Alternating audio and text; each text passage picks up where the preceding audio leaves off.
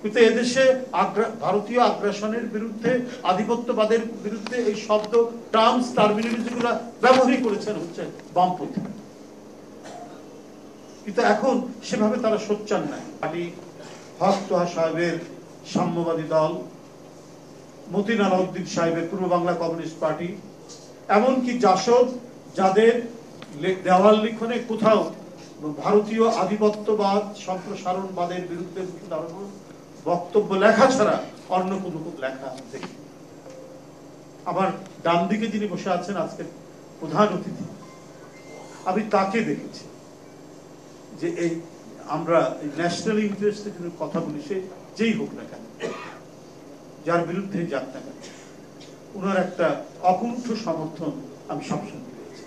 এই প্রেস ক্লাবে অনেকদিন আগে আমি আজও উদ্বুদ্ধ, যেভাবে একটি বক্তব্য উনি রেখেছিলেন, ভারত যেভাবে হাসিনাকে রক্ষা করছে, এই উপমহাদেশের পশ্চিম দিকে একটা কাশ্মীর আছে, পূর্ব দিকে আরেকটি কাশ্মীর সৃষ্টির চেষ্টা করছেন। ওনার কথা, উনি একজন মুক্তিযোদ্ধা, একবার রণাঙ্গনের মুক্তিযোদ্ধা, ফ্রিডম ফাইটার, অকুতোভয় ফ্রিডম। আজও এ ধরনের মানুষ আমাদের সমাজে আছে। আমি যদি এই জাতীয়তাবাদী নেতাদের ধারাবাহিকতায় যাই, কখনো আমি দেখিনি যে ন্যাশনাল ইন্টারেস্টে যে কোনো আগ্রাসনের বিরুদ্ধে কথা বলতে তারা কখনো থমকে গেছে। মওলানা আব্দুল হামিদ খান ভাসানী, শহীদ রাষ্ট্রপতি জিয়াউর রহমান, দেশনেত্রী বেগম খালেদা জিয়া, এবং আমাদের যে বর্তমান ভারপ্রাপ্ত চেয়ারম্যান, তারও বক্তব্য, বিবৃতি প্রত্যেকটিতে দেখবেন ন্যাশনাল ইন্টারেস্ট এবং আমাদের গণতন্ত্রকে যেভাবে বিপন্ন করা হয়েছে একজন প্রতিভূ তৈরি করে শেখ হাসিনা, তার মধ্যে দিয়ে তারা তাদের ইন্টারেস্ট রক্ষা করার যে প্রচেষ্টা চালিয়েছেন, এর বিরুদ্ধে অসংখ্য বক্তব্য তার রয়েছে। আমরা আমাদের মাটির গভীর থেকে আমরা এই নেতৃত্ব পেয়েছি বলেই আমরা আমাদের জাতীয় স্বার্থের বিরুদ্ধে যারা কাজ করছে তাদের বিরুদ্ধে আমাদের যতটুকুই সামর্থ্য থাকবে আমরা সেটা নিয়ে কথা বলেছি, রুখে দাঁড়ানোর চেষ্টা করেছি, এবং আন্তর্জাতিক ফোরামে, জাতিসংঘে এটা উত্থাপনও করেছেন আমাদের নেতৃত্ব। জিয়াউর রহমান সাহেব, মরহুম জিয়াউর রহমান সাহেব করেছেন, বেগম খালেদা জিয়া আন্তর্জাতিক ফোরামে। তাই যখন দেখি একটা যেন একটা প্রবণতা, একটা স্টাইল, একটা ফ্যাশন রয়েছে, ভারতের বিরুদ্ধে কিছু কথা বললে সে বোধহয় পশ্চাৎপদ, সে বোধহয় আধুনিক নয়, সে প্রগতিশীল থাকবে না, এই ধরনের একটা প্রবণতা, এটা খুব পরিকল্পিতভাবে এই মাইন্ডসেটটা তৈরি করার চেষ্টা চালানো হচ্ছে। আমাদের কিছু বুদ্ধিজীবী থেকে শুরু করে অনেকের মধ্যে এই প্রবণতা রয়েছে। কিন্তু এদেশে ভারতীয় আগ্রাসনের বিরুদ্ধে, আধিপত্যবাদের বিরুদ্ধে এই শব্দ, টার্মস, টার্মিনোলজিগুলো ব্যবহারই করেছেন হচ্ছে বামপন্থী। কিন্তু এখন সেভাবে তারা সোচ্চার নাই। এখানে যারা রয়েছেন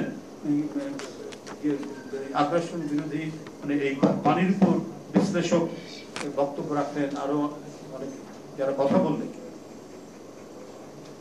তাতে তো আরো মানে যে তথ্যটা এসছে যে ইয়েটা তো জানিয়েছে, কি বলে, ফারাক্কা বাঁধ যখন চালু করার বিষয়টা নিয়ে শেখ মুজিবকে বলেছে যে আমরা পরীক্ষামূলকভাবে চালু করব, শেখ মুজিব অনুমতি দিলেন, সর্বনাশ সেদিনই হয়ে গেল।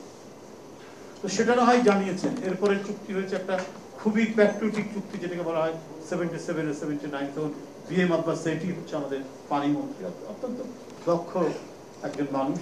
আমি তার গ্যাঞ্জেস ওয়াটার ডিসপিউট বইটা পড়েছি, সেখান থেকে আমি পেয়েছি যে সবচাইতে মানে প্যাট্রিয়টিক চুক্তি ছিল সে 77 সালে যে চুক্তিটা হয়েছে, আমার তার বই থেকে পেয়েছি। কিন্তু এর পরে তারা আর মনেই করেনি যে বাংলাদেশের সাথে আর কথা বলা দরকার। সে টিপাই মুখ হোক, গজল ডোবাই হোক, যেখানেই হোক। আমার বাড়ি তিস্তা নদী পার হয়ে যেতে হয় গ্রামের বাড়ি। সেই ছোটবেলায় জানলার ধারে দাঁড়াতাম, সেই প্রাচীন পুরনো সে রেলওয়ে ব্রিজটা যখন পার হতো, কি খরস্রোতা সেই নদী। এখন সেই নদীর মাঝখানে চরে গ্রাম হয়ে গেছে, যমুনার চরগুলো তো গ্রাম হয়ে গেছে। আমরা কিন্তু কেউ এগুলো বিষয় নিয়ে আর সোচ্চার নয়। আমরা ফারাক্কার বিষয় নিয়ে যে যতটুকু সোচ্চার হয়েছিলাম, আন্তর্জাতিক ফারাক্কা কমিটি নিয়ে যতটুকু সোচ্চার, কিন্তু এর পরে ক্রমান্বয়ে অভিন্ন 54 নদীতে তারা যেভাবে একতরফা ভাবে কাজ করে গেছে, পানি প্রত্যাহার করছে, যে ইউনিলেটারাল মানে পানির যে তারা উইথড্র করছে, এটা আমরা হয় জেনেও না জানার ভান করেছি যারা পলিসি মেকার ছিলেন, অথবা আমাদের যেন কিছু করাই যায়। আমাদের ফেনী নদী থেকে পানি তুলে নিয়ে তারা ব্যবহার করছে নিশ্চুপ। এখন তো ব্যাপার হলো যে এটা ছিল শেখ হাসিনার সরকার। শেখ হাসিনা হচ্ছে একেবারে যেটাকে বলা হয়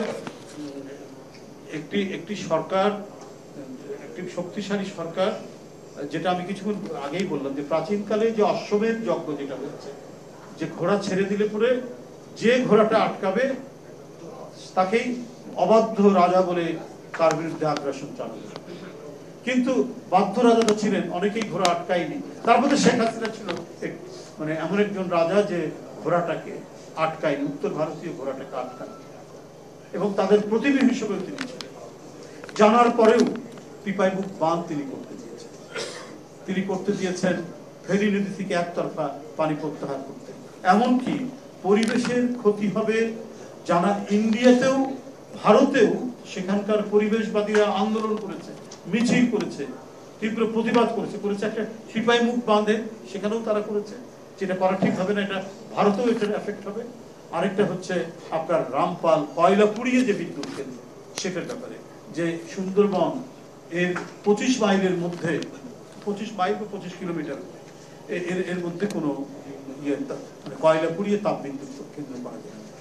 কিন্তু এমন ভাবে তিনি আত্মনিবেদন করেছিলেন দিল্লির কাছে, সেই আত্মনিবেদন থেকে শেখ হাসিনা যেন ফিরে আসতে চাননি, তিনি সেটা করলেন এবং তার এফেক্ট শুরু হয়েছে।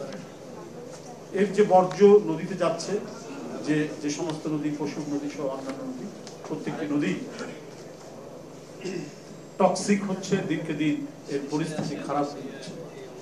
সামগ্রিকভাবে আমরা ভয়ঙ্কর এক প্রাকৃতিক বিপর্যয়ের, রাজশাহী আমাদেরই এলাকা, আমরা যে এলাকায় আমরা থেকেছি, এই ফারাক্কা বাঁধের ব্যাপারে বলেছি প্রাকৃতিক হবে, বিপর্যয় দেখা যাবে, হচ্ছেও তাই। কিছুদিন পানি খুললে পড়ে আপনার যে পানিটা আমরা পাচ্ছি সেখানে আর্সেনিকে ভর্তি, আর্সেনিক যুক্ত পানি। টোটাল আপনার যে বরেন্দ্র যে এলাকাটি, লালবাটির যে এলাকাটা, সেখানে আর্সেনিক যুক্ত পানি সেখানে মানে উঠছে, এবং এটা যে হেলথ হ্যাজার্ড, যেটা স্বাস্থ্য সম্পূর্ণরূপে ঝুঁকির মধ্যে, শুধুমাত্র ইয়ের কারণে, এই ফারাক্কা বাঁধের যে এফেক্ট, সেই কারণে। তো সব মিলিয়ে আমার মনে হয় যে আগের মতো মানে ফারাক্কা কমিটি আন্তর্জাতিকভাবে করেছে, আমি সালু ভাইকে চিনি, মার্কিন যুক্তরাষ্ট্রে থাকেন, তার আন্তরিকতা এ ব্যাপারে কোনো অভাব নেই। বিপ্লবী ছাত্র ইউনিয়ন করতেন এক সময়, আমিও করেছি রাজশাহী গভর্নমেন্ট কলেজে।